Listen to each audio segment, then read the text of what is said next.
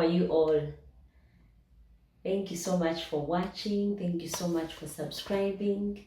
Thank you so much for liking and telling friends, and together building this channel of cooking made easy at home. I'm so glad you've tuned in, and today what I have on the menu is banana puff goodies. These are amazing, guys, and if you've not had them before, you're going to try them for the first time and you'll thank me later. So let me show you what we have and what we are going to use as the ingredients for today.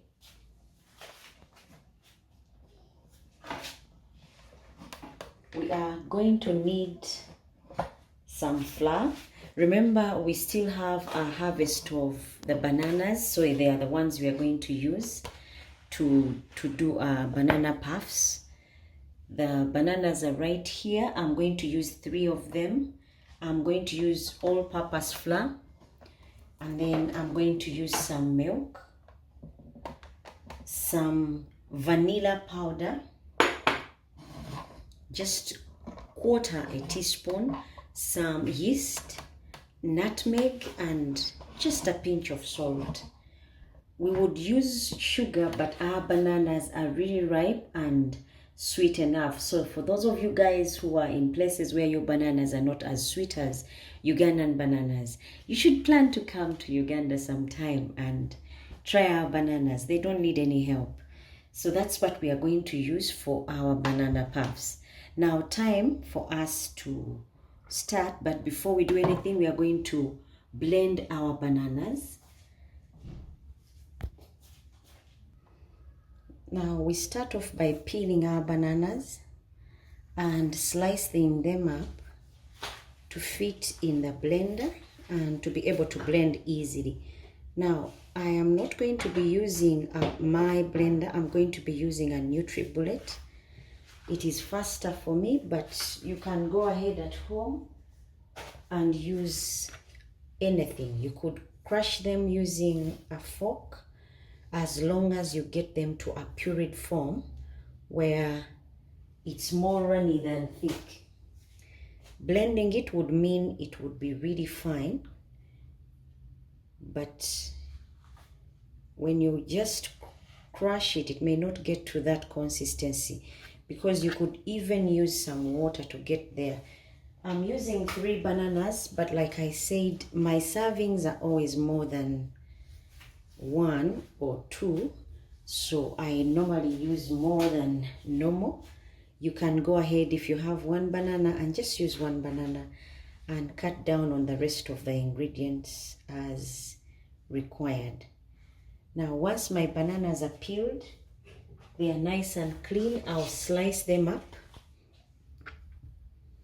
You can slice to any size, because at the end of the day, all I want is to make it easy for the blender so that it doesn't have to work so hard to break down the bananas. So any shape, any size, depending on the purpose or on the strength of your blender, would be okay. Now I'm just going to put mine in here, and this should give me a nice smoothie at the end of the day, even without water. But if you're using a blender, you may have to add some water to it, because if it runs dry, it may blow or fail to work as required. I'm using 3 bananas.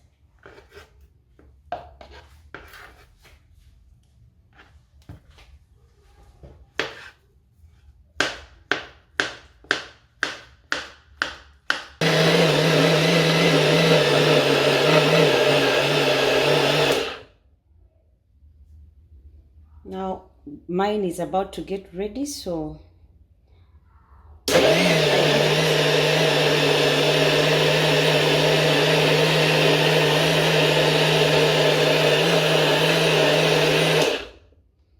until you see your bananas really fine in a puree form, you stop.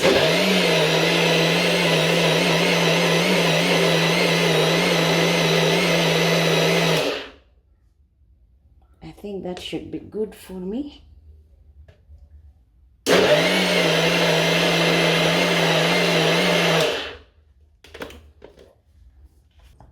I'll show you how mine looks. I don't need any sugar. See, the consistency is more of a puree than thick. So I'll put this on the side and work on the dry ingredients. First, I sift my flour. This is about 3 cups of flour. I sift my flour to make sure it's really fine and there are no uncalled for things in there.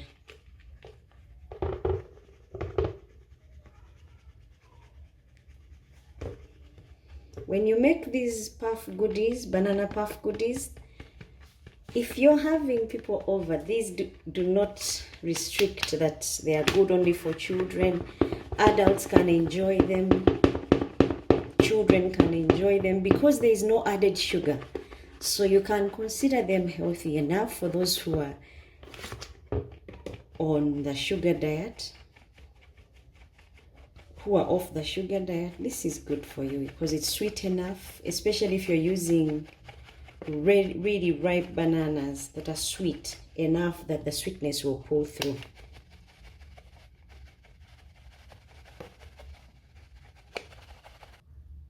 Now, after sifting my flour, I'm going to put the garlic powder, vanilla powder, and then the nutmeg. It's just a teaspoonful, and yeast a teaspoonful, and 1/4 teaspoon of salt. Now I will mix this very well and make sure that they have mingled very well before I add in other things, because I want my yeast to be everywhere before I add anything.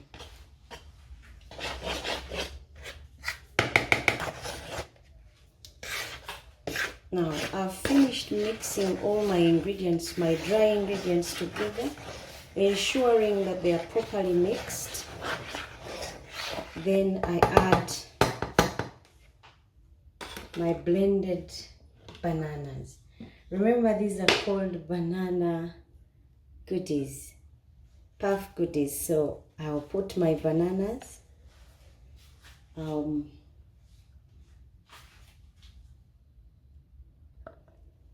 I don't want to lose out on anything, so I scrape off all that is stuck on the walls of my blender so that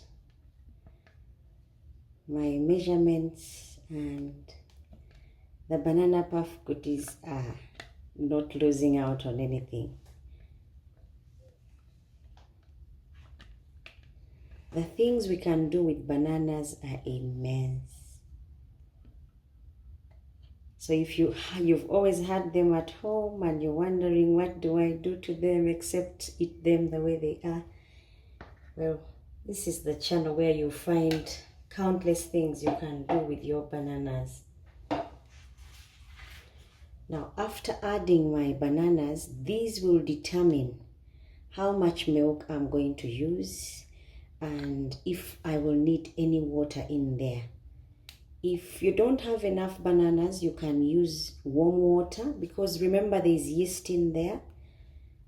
So if you're going to use milk, it also has to be warm, because hot milk will kill your yeast and it will not proof. So for you to get a good banana puff goodie, you need to use warm milk.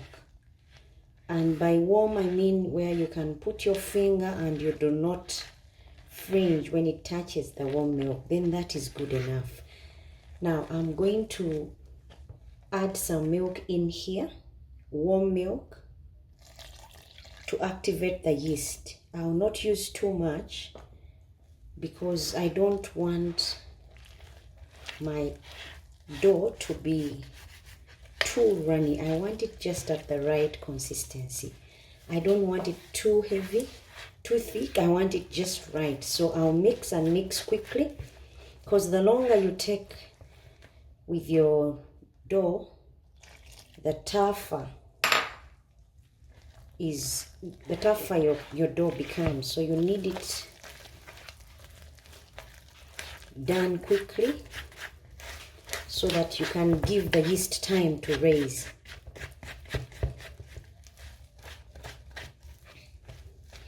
You mix until you see it is mixed well before you stop. I could have used a cake mixer, but that does not work in this case because it will over beat the dough, and that's not what we want. We just want the right consistency using our hands, because this is how it's done anyway.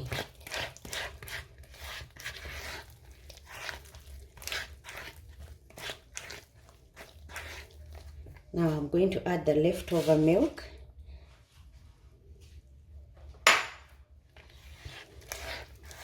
If you don't have enough milk, you can add water. Otherwise, if you have milk, that should do. It should get your puffs up and tasty easily.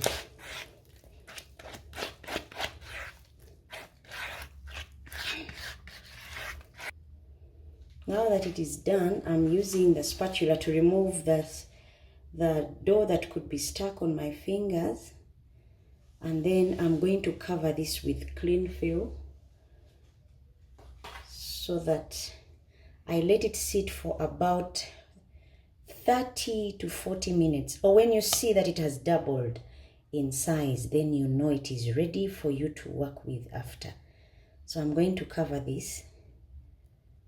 Now I've finished mixing my dough. Time for me to cover it up and let it sit, preferably in a dark place so that it can proof quickly and be able to double in size, so that we start off with our puff goodies.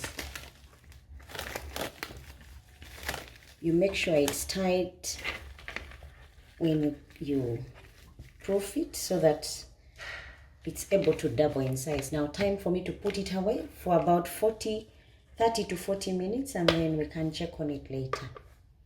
Guys, the 40 minutes are over, and as you can see, our banana puffs have really grown and been proofed. So time for us to use them to make those amazing banana puffs. So you mix the dough a bit so that you can remove the excess air, and then you let them touch the heat. This will give you nice, soft and puffy bananas. As you can see, I'm removing all the air pockets, which would mean that our banana puff goodies will be nice and tasty. Remember, there was no added sugar, so it's just natural goodness. So time to start frying. I'll put on the heat, and now time for me to fry the banana puffs. You can use a spoon to scoop, and that will give you the exact size for all your banana puffs. Don't let the oil be too hot, because then they will brown too fast, yet they are not ready on the inside. You want them ready out and on the inside as well. You know they are ready, or your puffs, goodie puffs are ready when they are floating freely and golden brown.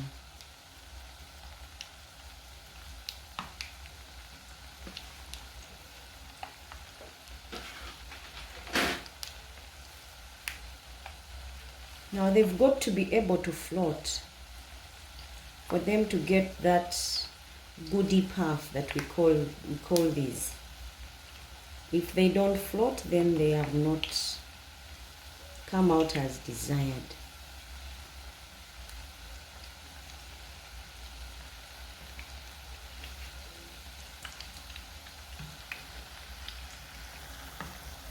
Now I'm just flipping the puff goodies so that they do not look unbalanced, but so that they can be ready on both sides, whereby the desired golden color is on all sides. And as you can see, They are almost ready to get out, if not ready, but I'm still looking for a bit darker brown, which is what I have now, and time for me to take them out and put the next lot.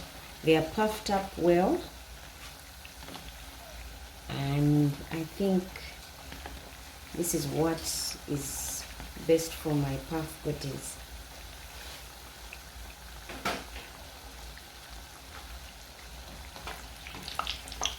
I'll take them out and put the next lot.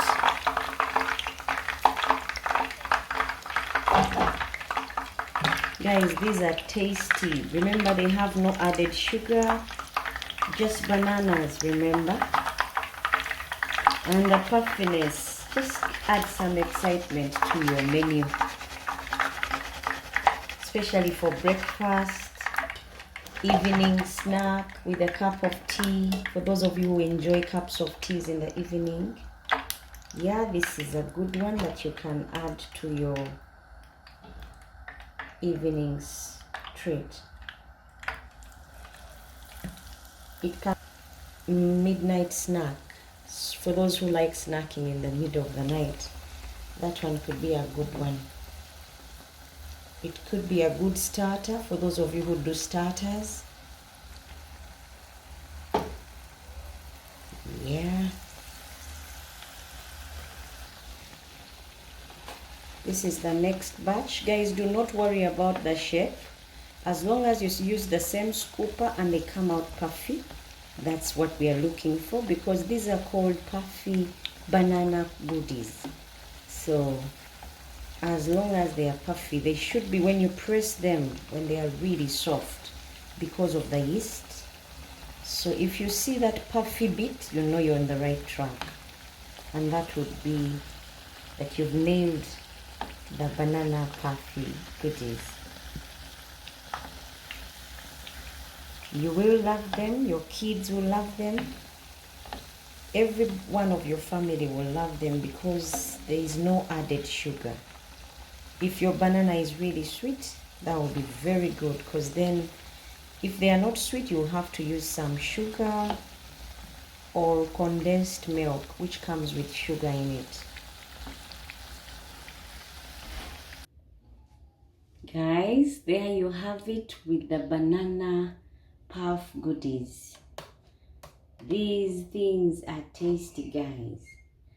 They are soft, puffy as you hear the word, yet crispy.